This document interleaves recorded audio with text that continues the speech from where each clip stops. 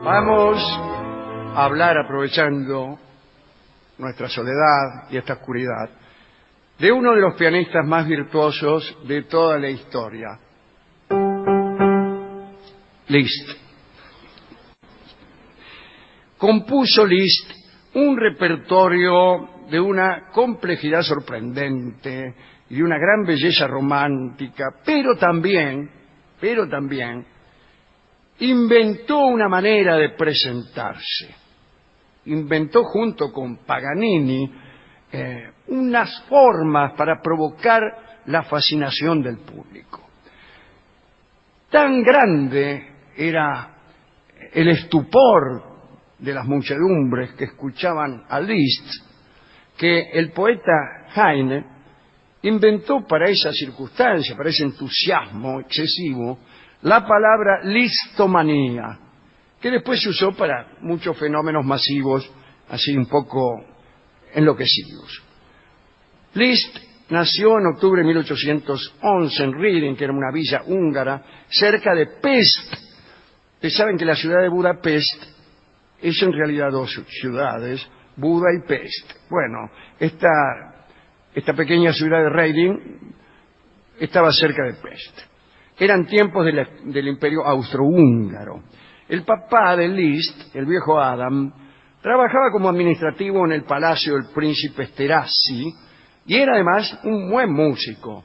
Tocaba en la capilla del príncipe.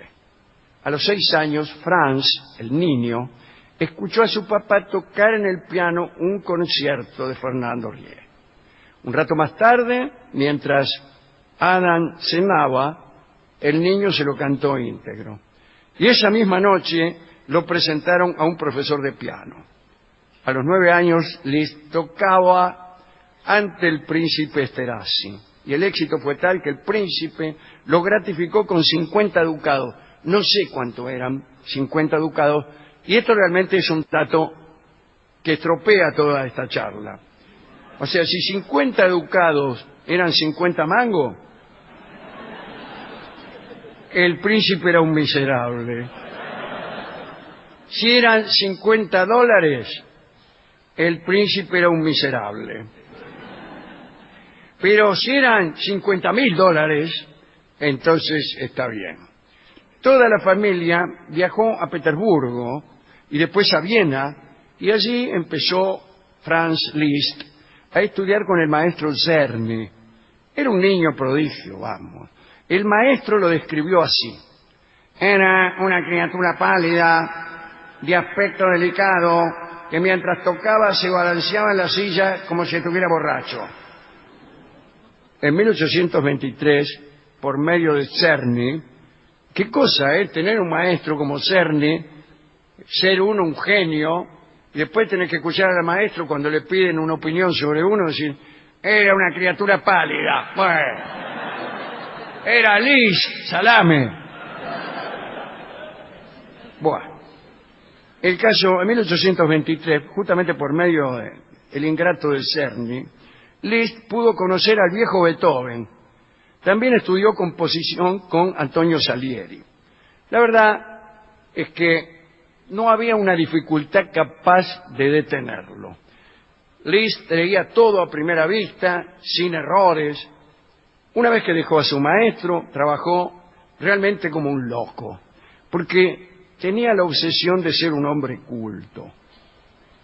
Le escribió a un amigo y le dijo: tengo a Homero, la Biblia, Platón, John Locke, Byron, Bach, Mozart, Weber, los estudio, los devoro con furia, y a menos que me vuelva loco, me encontrarás hecho un artista, me encontrarás. Era culto pero un poquito ordinario. Con la adolescencia se convirtió en un muchacho pintón. Era alto, muy delgado, de cara pequeña y fina, llevaba una cabellera larga hasta los hombros, y siempre se habla del tamaño de sus manos, ¿no? Que tenía 2 octavas de extensión, qué sé yo. Mentira, dice acá. Mentira, porque los testimonios difieren.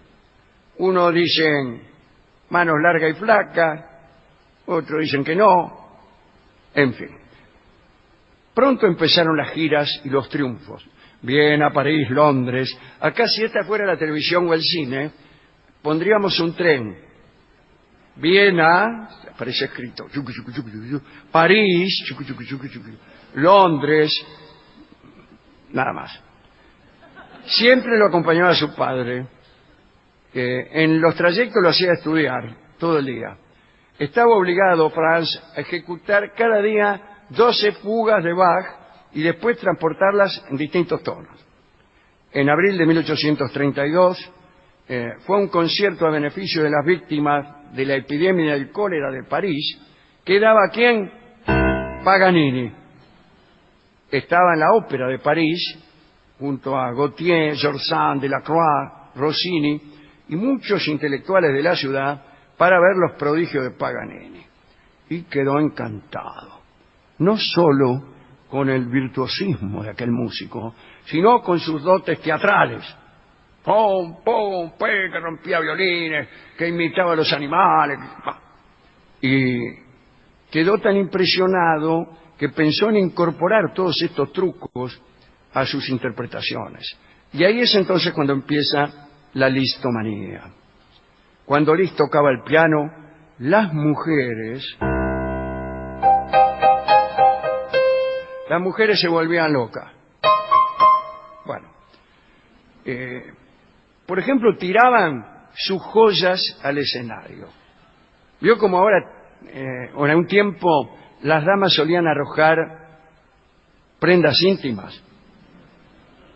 Bueno, a Liszt le arrojaban joyas. Era un tiempo más delicado. A veces se desmayaban. Las que se mantenían en pie corrían enloquecidas hasta el escenario para contemplar los rasgos de ese hombre divino. Se peleaban por los guantes verdes que él dejaba a propósito.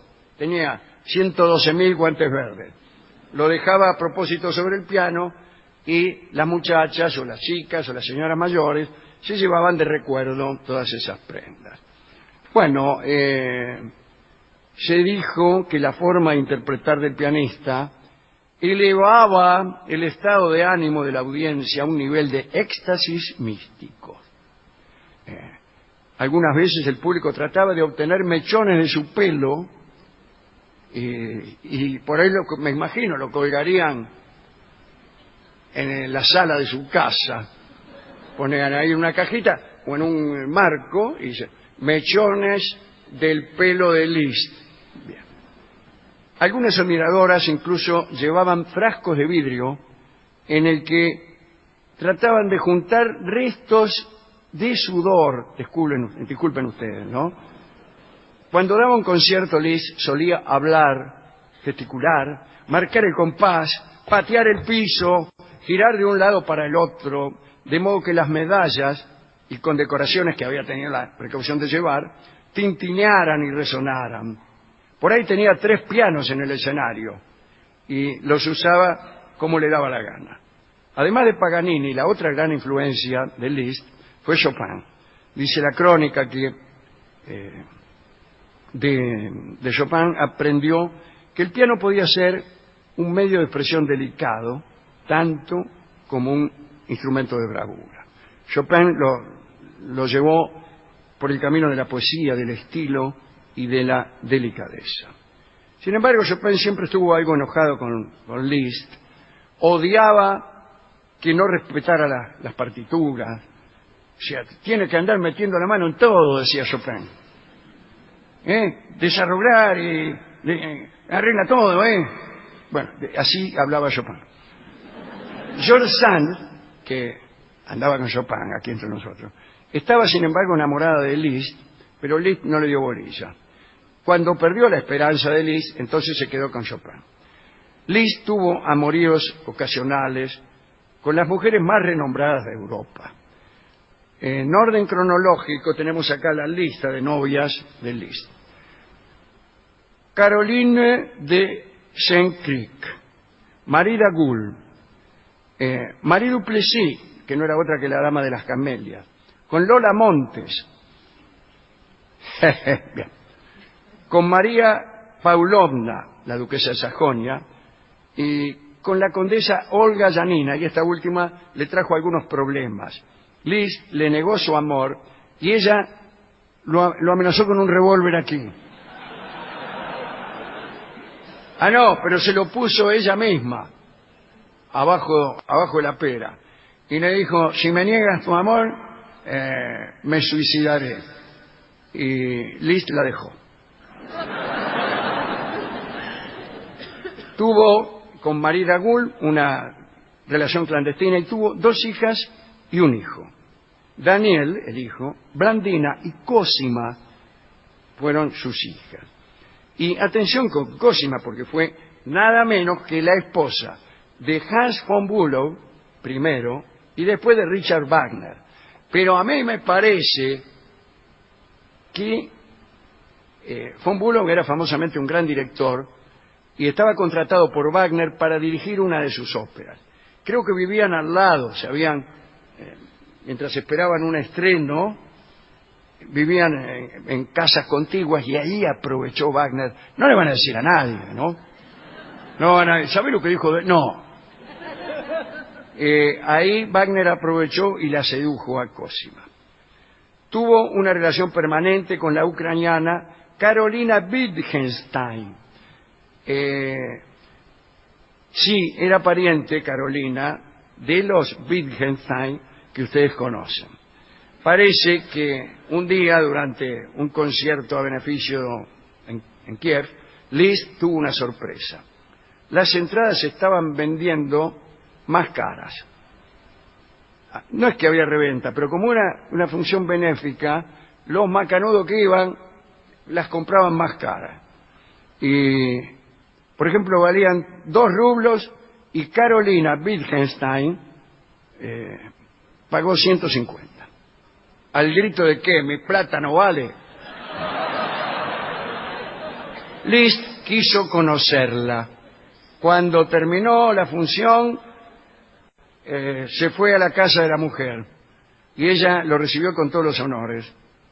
De regreso al hotel, los acompañantes notaron que Liszt estaba algo turbado.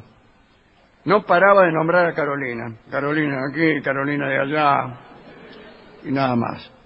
Al día siguiente dio otro concierto y ella fue. Lo esperó a la salida y se lo llevó a su palacio en Voronezh. Hasta entonces Liszt estaba más preocupado en tocar que en componer. Había compuesto poco. Estudios, las rapsodias húngaras, qué sé yo. Pero a partir de esos momentos no dejó de escribir. Carolina le leía textos de Goethe, de Dante y de Víctor Hugo Morales. Y Franz les ponía música. Se sentaban, ella le leía cualquier cosa y el tipo le ponía música. Ella le decía, te lo detto tanta volta, non portare fiori in testa. Muy bien. Te lo detto tanta volta, non portare fiori in testa, solamente che alla festa sì che andamo a passeggiare. Y así, una cosa muy poética. El presente es un regalo. Le regaló una obra a Carolina, Espigas de Voronezh, con una nota que decía, la tengo acá la nota, mira. Decía, toda mi vida no ha sido más que una espera de ti, y la música que he tocado, ¿no es cierto?, me ha preparado solo para escribirte melodías que también te pertenecen, Era un poco inseguro. En Rusia, Liszt hizo también de las suyas. Un día, mientras tocaba para Nicolás I, vio que el zar se puso a hablar con un tipo que tenía al lado. Liszt lo miró sin dejar de tocar. Y el zar siguió hablando. En ese momento, Liszt dejó de tocar. Cerró el piano quedó solo el murmullo del soberano. Dijo, y sin embargo no pude hacer nada. Bueno, Liszt se inclinó ceremoniosamente ante Nicolás y dijo, cuando el zar habla, todos deben callar. Y se fue. Muchas veces había despreciado a los poderosos. Por ejemplo, Federico IV de Prusia le regaló unos diamantes y el tipo agarró y los tiró a la marchanta entre el público. Mientras estaba en Rusia, Liszt fue nombrado director de orquesta de la corte de Weimar, que no queda en Rusia. Él aceptó y se quiso llevar a Carolina con él. Pero el zar, que ya lo tenía montado entre ceja y ceja, se vengó de él y no dejó salir a Carolina. Pero la muchacha se escapó igual. Abandonó toda su fortuna y se fue detrás del músico. En Weimar, Liszt pasó los mejores años de su vida. Escribió muchísimo y creó un instrumento nuevo. Liszt consideró al piano como impotente para traducir sus inspiraciones y mandó a construir por el luthier Alexandre el piano melodium, una fusión del piano y del órgano de iglesia, que se conoció en aquel tiempo como el piano Liszt. Con los años, Franz se transformó en católico, ferviente. Se quería casar con Carolina, pero ella no podía por ser fugitiva. Las leyes eran intransigentes. Esta situación afectó mucho a Liszt. Poco a poco empezó a escribir solo música religiosa. Sostenía que no podía amar completamente a Carolina si no podía concretar su matrimonio por la iglesia. Pensaba que Dios se oponía a ese amor y un buen día la dejó a la muchacha y se instaló en los alrededores del Vaticano. Liszt ocupó una celda de clausura en el monasterio de la Madonna de Rosario, en las afueras de la ciudad. En ella había una mesa, una silla, varios cuadros de santos, 2 gatos y un molde de mármol de la mano derecha de Chopin, que había tomado la precaución de morirse 14 años atrás. También contaba con un piano desafinado, al que le faltaba un re central. Carolina se entregó a la soledad. Fumaba todo el día, vivía encerrada en una habitación llena de partituras de Franz y no se volvieron a ver. En los últimos años de su vida, Liszt vistió hábito religioso. No llegó a ser sacerdote, pero recibió las órdenes menores. Ya grande, Liszt, lamento decirlo, se cayó por las escaleras del hotel en que se hospedaba en Weimar. El accidente, que lo inmovilizó durante 8 semanas, cambió su estado. Y aparecieron varios achaques que hicieron que poco a poco su ánimo decayera y lo invadieran sentimientos de desolación.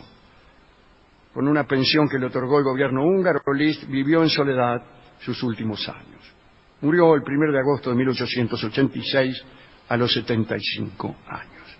Era un tipo generoso y presumido. A veces salía a caminar y a repartir guita. Cachaba unos mangos, tome, 50 pesos. Cuando en sus conciertos se producían desmayos, Liszt saltaba de su asiento, iba al público, tomaba en brazos a la persona desmayada y se la llevaba hasta el hospital. A veces se desmayaba él, incluso, en pasajes de enorme dificultad. Se desmayaba. Ese era Liszt, un genio, un compadrón, un virtuoso. Liszt era el piano. Así como había el piano Liszt, Liszt era el piano. Un hombre piano, como quien dice, piano man.